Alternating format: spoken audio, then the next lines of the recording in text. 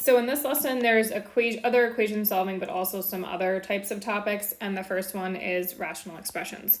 So this says the rational expression can be simplified to which of the following, and we're going to assume that x is not 7 or negative 7, and that's basically because if it was 7 or negative 7, the denominator would equal 0. So that's just kind of like extra information. We don't really have to look at it. Now I can't cross off the x squareds because we have addition and subtraction, so I need to factor the numerator. Numbers that add up to 4 and multiply to negative 21 are positive 7 and negative 3. The denominator factors into x plus 7, x minus 7 because it's the difference of perfect squares. So these two cancel, and I'm left with x minus 3 over x minus 7.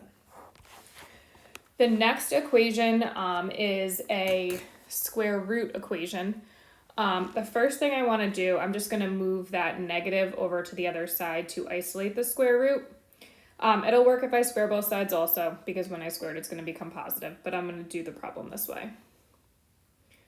Now, once we get to this point, we need to square both sides to cancel the radical.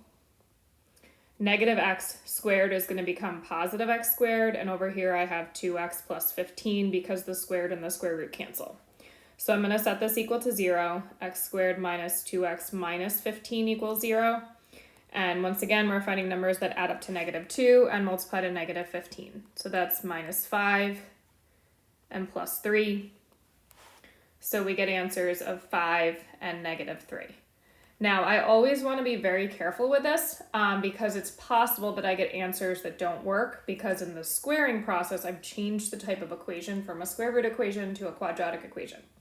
So if I plug in the 5, I'm just going to show that over here, checking the 5, I get 5 equals negative square root of 2 times 5 plus 15.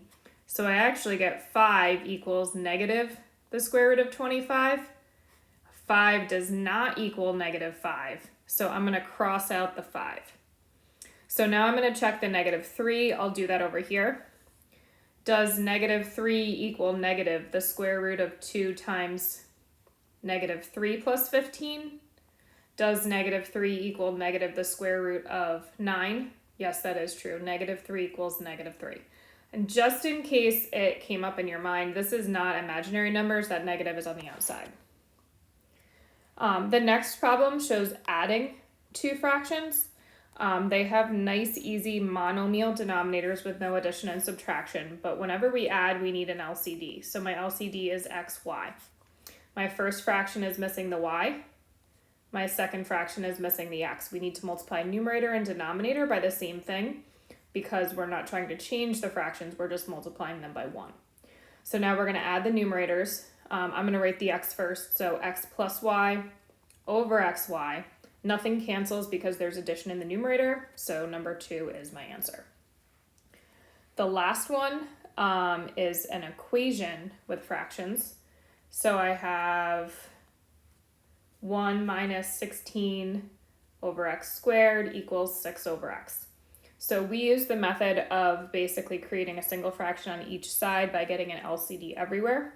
My LCD for all of my fractions is x squared, and I do want to be careful. If I got an answer of x equals 0, it would make the equation undefined, so we can't get an answer, so no answers of 0. We'll just check that later.